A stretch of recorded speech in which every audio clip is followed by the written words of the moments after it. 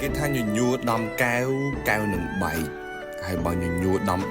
đai nừng khai từ chia ở mộtមនុស្សខ្លះប្រៀបដូចជាកែវអញ្ចឹង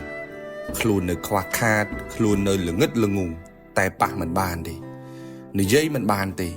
ធ្វើខុសគេស្ដីឲ្យតិចតួចអន់ចិត្តខឹងគុំគួនអត់ហ៊ានទទួលយកគំនិតពីគេទេខ្លាចគេថាអន់ទាំងដែលខ្លួនឯងនឹងអន់មែនឈើប្រណិតប៉ុណ្ណាក៏ដោយបើជាងមិនទម្លុះកែច្នៃទេវាគ្រាន់តែជាឈើគ្មានតម្លៃម្ដងពេជ្រទឹកល្អប៉ុណ្ណាក៏ដោយបើសិនជាជាងមិនឆាបមិនច្នៃវាទេវាគ្រាន់តែជាដុំថ្មម្ដងប៉ុណ្ណោះបើសិនជាយើងមិនចេះយើងនៅខ្វះខាតយើងត្រូវចេះរៀនទទួលយកការពិតហើយបើកចិត្តទទួលយកការណែនាំពីអ្នកដទៃអានឹងបានរីកចម្រើនទៅមុខលឿនកុំខ្លាចគេថាយើងអន់បើយើងអន់មែន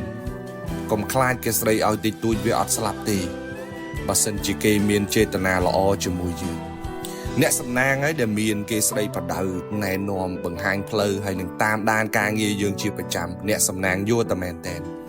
គេនៅស្ដីគេនៅថាអ្នកជាមនុស្សមានសំណាងហើយក្រែងថ្ងៃណាមួយគេឈប់ថាគេឈប់និយាយគេឈប់ណែនាំ